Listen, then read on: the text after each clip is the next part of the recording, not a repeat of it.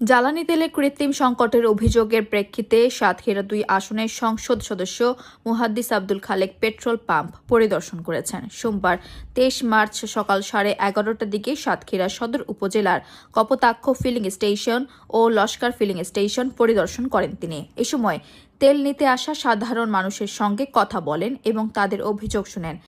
স্থানীয়দের অভিযোগ, কিছু পেট্রোল পাম্পে কৃত্রিম সংকট তৈরি করে তেল বিক্রি সীমিত করে দেয়া হচ্ছিল, যার ফলে সাধারণ মানুষ ভোগান্তিতে পড়েন।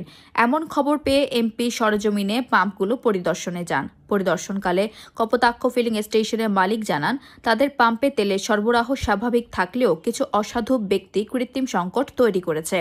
তিনি বলেন, অনেক মোটরসাইকেল চালক দিনে একাধিকবার তেল নিয়ে বাইরে বেশি দামে বিক্রি করছেন। আবার কেউ কেউ আংশিক ভর্তি ট্যাঙ্ক নিয়েও বারবার তেল নিতে আসছেন। এতে প্রকৃত গ্রাহকরা বঞ্চিত হচ্ছেন এবং পাম্পে বিশৃঙ্খলা সৃষ্টি হচ্ছে। তিনি আরও জানান, বর্তমানে জ্বালানি তেলের সরবরাহের পাশাপাশি নিরাপত্তা ব্যবস্থাও বড় চ্যালেঞ্জ হয়ে দাঁড়িয়েছে। ডিপো থেকে তেল পরিবহনের সময় ট্যাঙ্কের লুট হওয়ার আশঙ্কাও রয়েছে বলে তিনি উদ্বেগ প্রকাশ করেন। এ বিষয়ে এমপি মুহাদ্দিস আব্দুল খালেক বলেন, তিনি পাম্পে মজুদ তেল ও রেজিস্টার যাচাই করেছেন। দেশে সামগ্রিকভাবে তেলের সংকট রয়েছে উল্লেখ করে তিনি জানান, বিষয়টি নিয়ে বিভাগীয় কমিশনারের সঙ্গে কথা বলেছেন। দ্রুত এই সংকট সমাধান হবে বলে তিনি আশা প্রকাশ করেন। পরিদর্শনকালে আগরদাড়ি ইউনিয়ন পরিষদের চেয়ারম্যান মোহাম্মদ কবির হোসেন সহ স্থানীয় নেতৃবৃন্দ উপস্থিত ছিলেন।